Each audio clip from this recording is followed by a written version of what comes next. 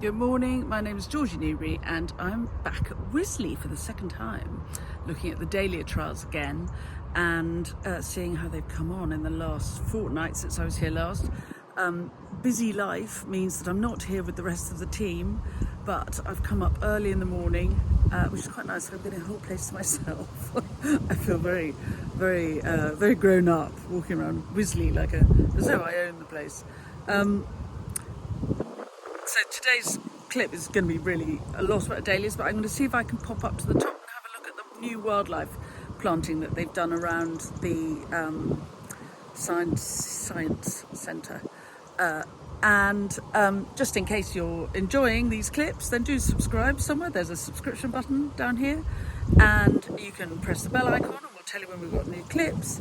And if you enjoy the free information, advice, whatever it is I'm giving you, though frankly that feels a bit cheeky given what a nice time I'm having, then please do buy me a coffee.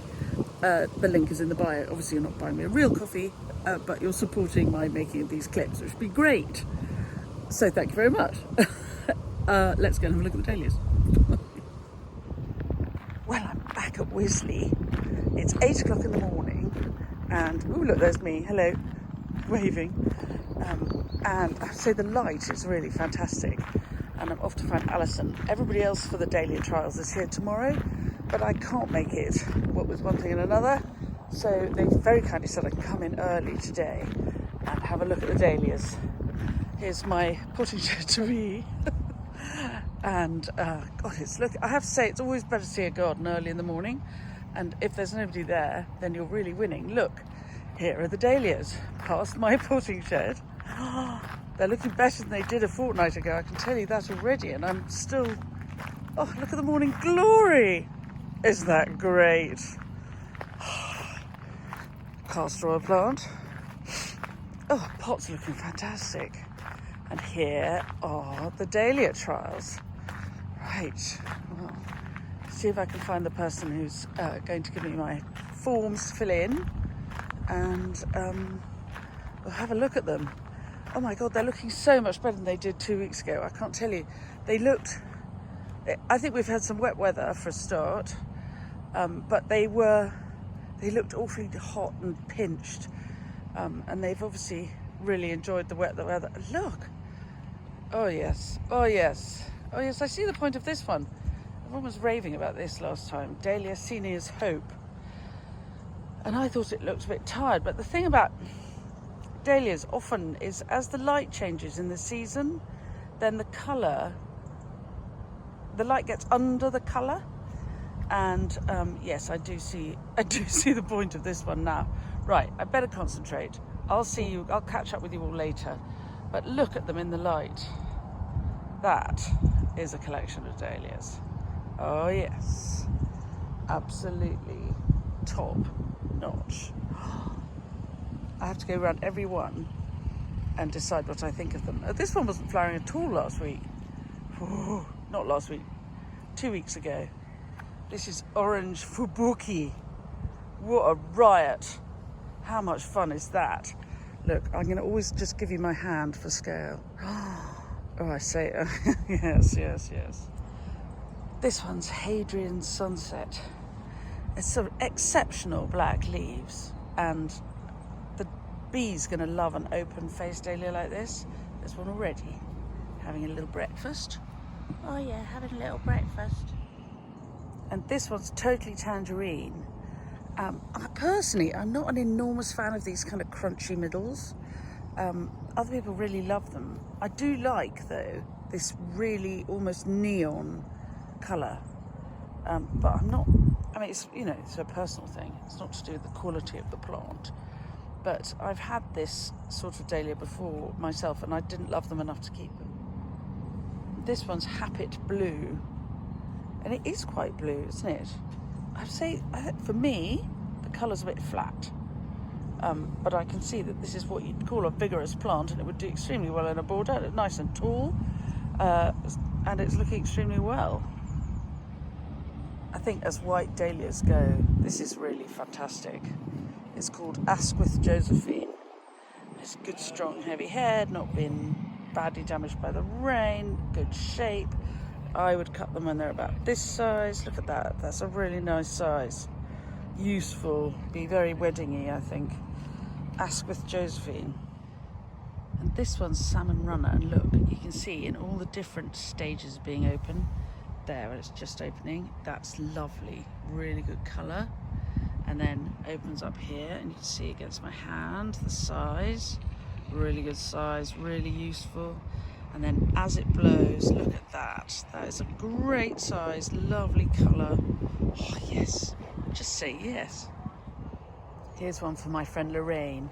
It's called Jasudi Neptune, and it's just that zingy little pink and white mix, but also look, great size.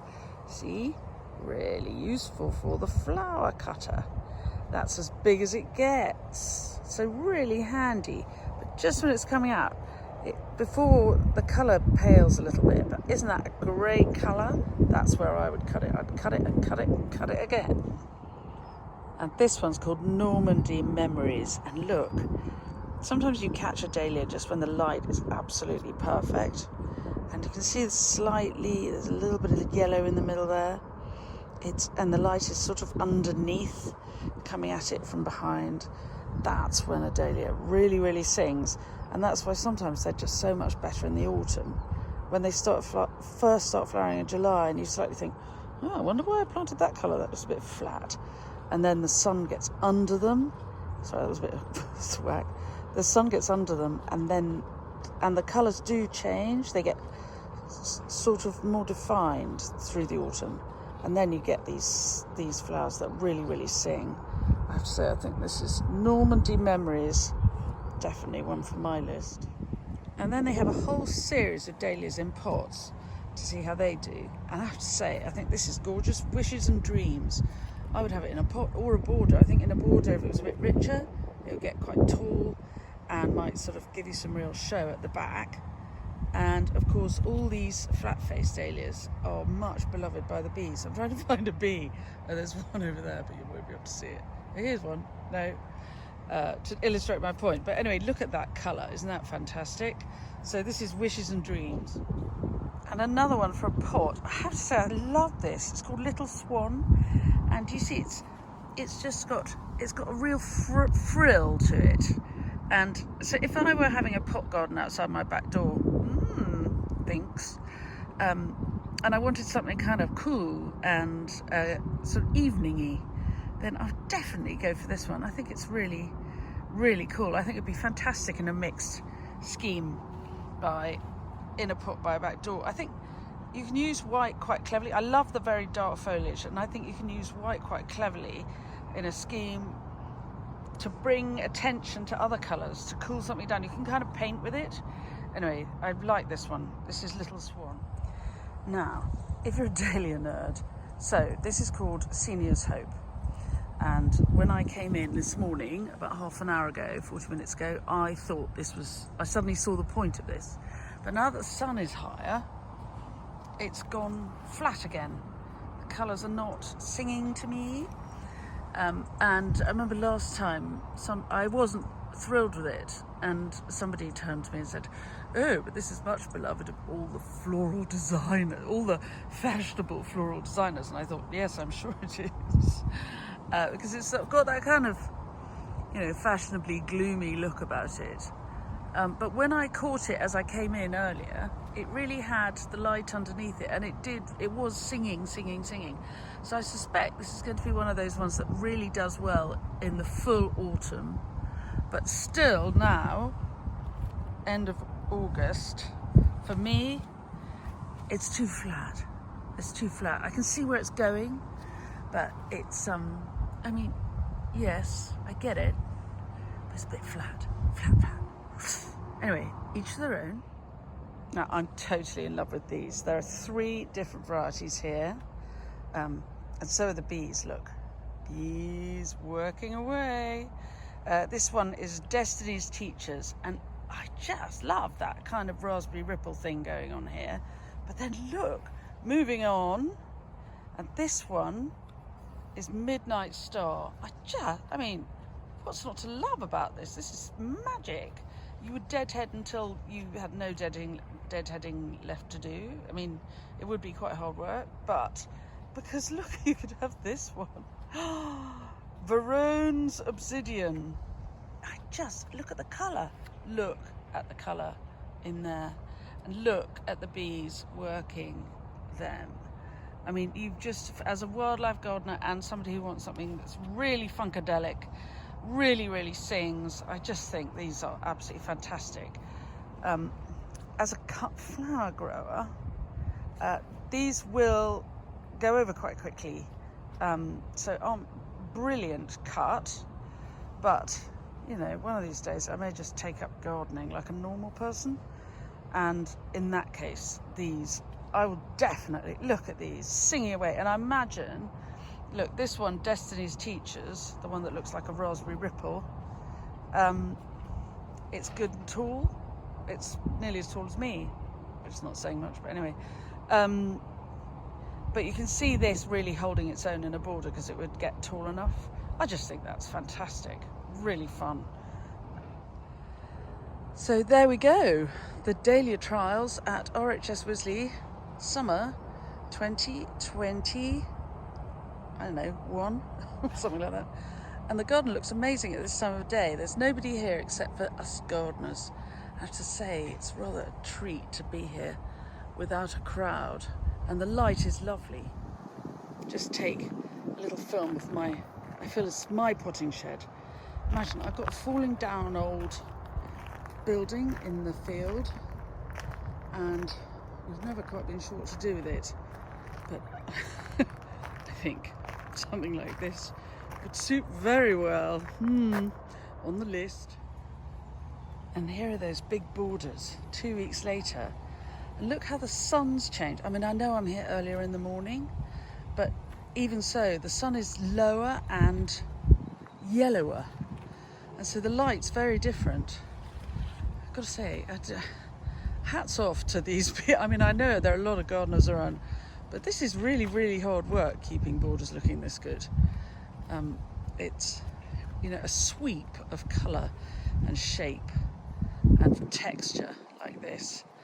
Not something I think I could achieve in a great hurry. I'm much more of I'll have 6 of you here and 6 of you there and 6 of you there, and then I'll cut you all and put you in the bin. So this week on my Wisley exploring, I've come up the top to the scientific departments, where they've also made this amazing wildlife garden. And what's clever about this, apart from, you know, obvious planting and blah, blah, blah, is they have made it so that you can extrapolate. If your garden is an ordinary, more modest sized garden, they've given you examples of what you could do. So in an ordinary, more modest sized garden, she says stepping through the hedge, like she shouldn't really. But look, here is a sort of a nice little wildlife pond, and it's got a bit of wood going in and out so things can climb in and out without getting stuck. And it's what, probably 6-7 foot by 4 or 5.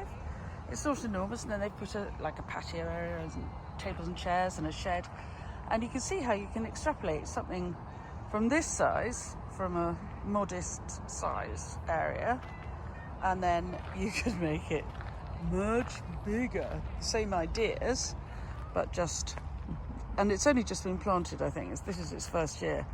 And the challenge, I suppose, I think, is that how do they get the water here? Because I'm assuming it's all got to be collected, otherwise it's, I don't know, I'm assuming it's not tap water. How do they get, and if they're taking it off the house, off the building, which I'm assuming the guttering is collecting it all and putting it in, sometimes they're going uphill. Anyway, there you go. I expect they have clever things. So yeah, you can take that small idea and make it much bigger if you wanted. It's clever. You see, look, going over the bridge here, you can see how the planting is done in big sacks, in levels, because it's still quite new, so it hasn't established itself yet. It's quite nice to see gardens when they're young like this and come back in a year or two and see how they're getting on. But I think this is lovely, very peaceful and calm, and I like the gravel beaches into the pond. And then you go down the hill and there's Wisley Trad down the bottom. So I hope you've enjoyed this little tour. Here I am back at my lovely potting shed idea. I'm just taking home the sort of subliminally absorbing and hoping it'll just magically reproduce itself in the field at Common Farm. Anyway, I hope you've enjoyed yourselves. Do subscribe if you have, and there'll be lots more about dahlias to come and all sorts of other gardening shenanigans. Press the bell icon and we'll tell you when we've got new clips coming up. And you can always buy me a coffee if you have found any of the tips and hints in this clip useful, although I don't think I've given you any tips and hints this time. I think I've just been gasping and loving the dahlias. Anyway, onwards and upwards. I'll see you soon. Thanks for watching.